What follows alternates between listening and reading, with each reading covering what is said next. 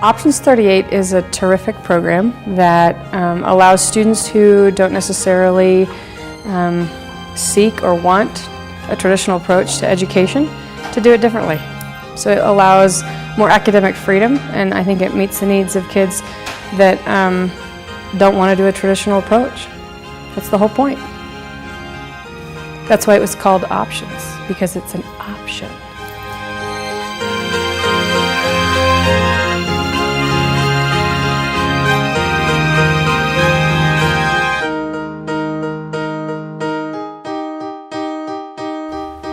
It was once said by Abraham Lincoln that whatever you are, be a good one.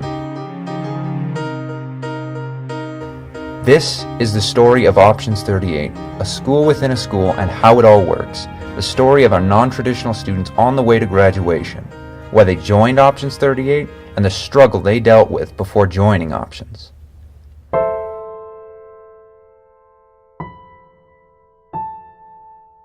Building Options was really slow in the beginning because when you have 20 people on a committee, you have 20 voices, 20 different experiences.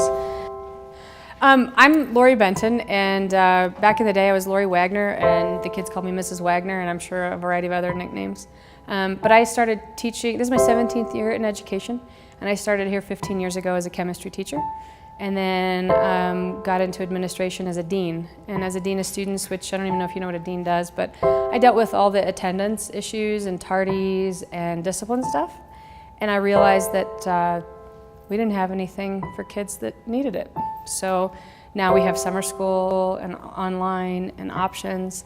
And that was the work of a bunch of people back in the day, but then Options came about as a result of us having a lot of deficits in our programs. So we started with going out and visiting other programs.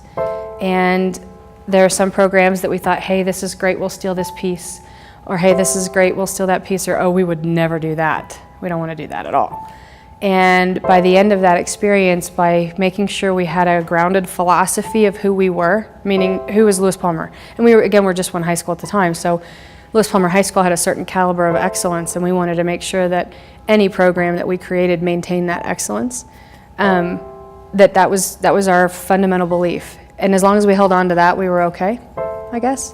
But it was pretty complicated because there were a lot of different ideas and a lot of different ways people wanted to do things. And then the other biggest challenge was trying to find staff that were qualified in all the different areas that we needed them to be qualified in, to be able to teach all the different content. Sounds easy, but at a high school level, not easy. We spent a lot of time having meetings, doing research with other programs in the area, deciding what kind of curriculum we wanted, how we were going to structure it so that our students could learn and be successful. Finding a place to actually house it because we didn't have a separate building. Finding teachers, because this hadn't been done before in our school district, deciding what curriculum we needed to have, and having support from the district to make it happen. And so I'm going to kind of give you the 13 days of the Cuban Missile Crisis. The Options 38 program really started, the planning started during the 2005-2006 school year. We had a committee with representatives from all the different academic departments and several extra people that began looking at what programs were out there in other school districts and what kind of things did kids need in LP. We knew that there were a lot of kids who weren't succeeding in the traditional LP program, so we wanted to see what we could do differently to help kids succeed. So we worked throughout that school year, and what we ended up coming up with was Options 38. Then it started the next fall, in fall of 2006. At that point we had two teachers. I was the English, Social Studies, and PE teacher, and Mrs. Hinkle was the math and science teacher, and we had 60 kids with those two teachers. So it was a lot more crowded. The classes were a lot bigger on that first day.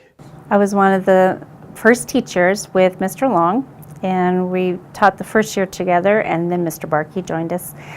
So from the beginning to the 7th year, I taught math and science.